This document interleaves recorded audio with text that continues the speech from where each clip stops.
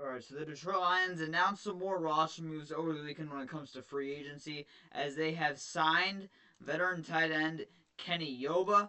I don't know how to say his last name. Now, I. Alright, so the Lions, I will say this. The Lions have not signed a pass rusher still. And the Lions also announced that they have re-signed, according to Mike Garafolo, Tim Patrick, who posted this on his Instagram story on Thursday.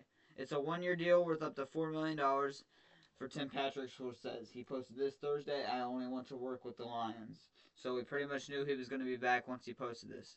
Now, let me just get Tim Patrick out the way. Tim Patrick, so glad he's back. Did fantastic filling in for Josh Reynolds last year as wide receiver 3. Now, we still need another wide receiver, in my opinion, to either compete with Tim Patrick or as a future option and upcoming wide receiver 4 for this year.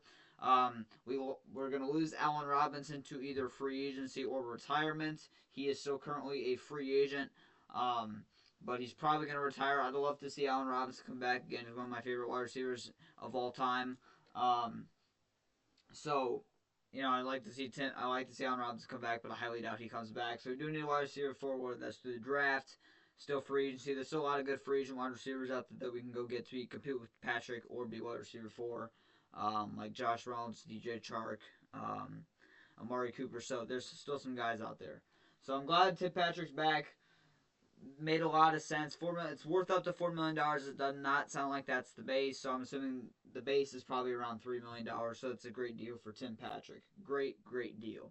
Now, when it comes to Kenny Yeboah, let's first go over his stats. Obviously, we know what Tim Patrick does. Tim Patrick, before he had his 2 ACL injuries, he would get you, high 600, 700 yards per season. Very good wide receiver 3. Had almost 400 yards with us this past season in 16 games. And not having a legitimate role in the offense until about week 4. So he did a fantastic job filling for Josh Reynolds, who had 600 the previous year. Now, Kenny Yeboah, his stats. He's a decently sized tight end, 6'4", 250, 26 years old, returned 27 during the middle of the season, so still fairly young. He's from Ole Miss. Now, he's been very quiet throughout his career. Now, from what I've understand from Kenny Yeboah, he's more of a blocking tight end and special teams guy, not really known in the receiving game. His first season, 2021, former UDFA, was in 2021, played 9 games, 2 receptions for 36 yards. Did not play in 2022. 2023, played 5 games, 2 receptions for 28 yards. And then 2024, he played 9 games for 5 receptions, 47 yards, and a touchdown. So, Kenny Yeboah, welcome to Detroit. Let's go ahead and take a look at his college stats, I guess, as well. Pretty solid in college. Went to Temple, 1 reception, 15 yards, 14 receptions, 136 yards, then 13 receptions, 154 yards, touchdown. 2019, 19 receptions, 233 yards, 5 touchdowns. Then he transferred to Ole Miss his final year, had his best career season by far. 27 receptions, 524 yards, 6 touchdowns. So, Kenny Yeboah, I don't know how to feel about this signing, man. I really don't. I don't believe the contract details are out. I guess I can go ahead and take a look at them, but I don't think the contract details are out quite yet. Usually Aaron Wilson is the first one to put out the contract details, and I don't think he's put it out there quite yet. Kenny Yeboah, okay, they have not put out a contract yet. Okay. But Kenny Yeboah, I really don't know how to feel about the signing, man. I really don't. Kenny Yeboah, to me, is just... He looks like he's going to be the new tight end 3, potentially, to fill in for Shane Zylstra. They let Shane Zylstra hit free agency. He was a restricted free agent. They let him hit free agency, so it doesn't sound like the Lions are going to bring him back. I would have rather preferred Shane Zylstra just come back over signing Kenny Yeboah, if I'm being completely honest.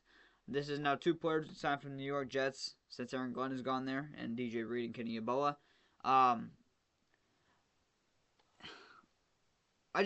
My main problem with this guy, and this is why I almost went off to start the video, is that he was available in season as a free agent. He didn't sign with the New York Jets or re-sign with the New York Jets until I believe like week 5 where he got re-signed to the practice squad. So he was available for the first 4th of the season. He was available as a free agent, and the Lions did not go after him. So why are the Lions prioritize going after Kenny Yeboah, who was a free agent, young free agent tight end, who was available until I believe week 5, and they decided to sign the guy after he did essentially nothing his whole entire career. I don't understand. It doesn't make any sense to me. When you need a pass rusher, it doesn't make any sense to me. It does not make any sense. But here we are. Now, there will be a video coming out tomorrow about who's still available. And just I really need the Lions to address the pass rush, man, because we've seen it the previous 2 seasons now. That is a part of the reason why we could not go all the way. Is because of the pass rush. And you could even put the main reason on there is because of the pass rush. I really need them to attack him. I don't know why we haven't brought back Quaid Muhammad either. That's really starting to make me mad. We need to bring him back. He was phenomenal last season. We need to bring him back. But Kenny Yeboah, welcome to Detroit. Tim Patrick, welcome back. But that's what the Lions' moves were to end week 1 of free agency, or the first wave of free agency, whatever you want to call it. So let's recap the Lions' first week of free agency. They lost Carlton Davis to the Patriots. They replaced him with DJ Reed. They signed nose tackle Roy Lopez. They re-signed Levi Onwuzurike. They signed Kenny Yeboah. They re-signed Tim Patrick. They signed Kyle Allen. They signed Grant Stewart. And they who else? They lost Kevin Zeitler to the Titans. I believe I covered that in the video the other day. And I'm missing Fatu Melifonwu. We lost to Fatu Melifonwu to the Dolphins. And we re-signed Trevor Nowaski. Who's the other guy? We re-signed Trevor Nowaski. I can't remember the other guy. I think there's one more guy I'm forgetting. But that's mainly what the Lions did week 1 of free agency. So they still got a lot to do. Quite a bit of Lions free agents still available. Not really significant players. It's crazy because I believe the biggest name Lion free agent that's still available is probably Quaid Muhammad. Like all our big free agents, like I said, we didn't have a lot of big free agents this year. They're all gone. So Quaid Muhammad is probably the biggest name free agent for us still available. Probably him or John Kaminsky is the biggest name available. So that's what the Lions week 1 of free agency looks like. Not great, not horrible. I would say the first week of free agency for the Lions, I think right now, I think that DJ Reed was a great replacement. I like the Roy Lopez signing. I like the Levi coming back. I would still like another interior defensive lineman for the future and just to improve the pass rush in the interior. Like we still need. We got to get some pass rushers. So for not addressing the pass rush in free agency so far, it's going to bring it down like almost 2 letter grades. But I think besides that, you look at free agency, besides that, they're doing a pretty good job. I hate losing Kevin Zeitler. Just not comfortable quite yet with Glasgow 100% being the starter yet. Mahogany I want Mahogany to start regardless over Glasgow next season if Zeitler was to come back.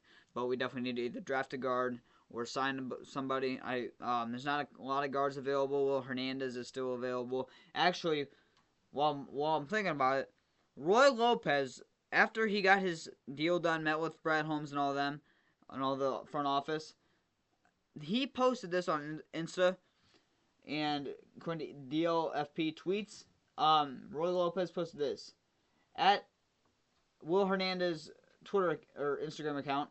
He says, in Detroit, 2 dots with a looking emoji, posting this in front of the Meyer building facility.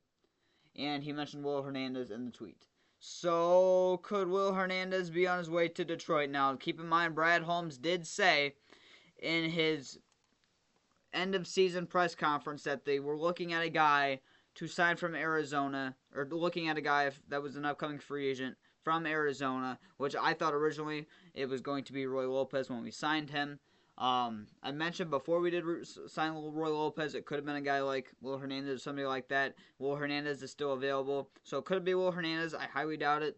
I think he just mentioned him because it's one of his best friends, I'm sure.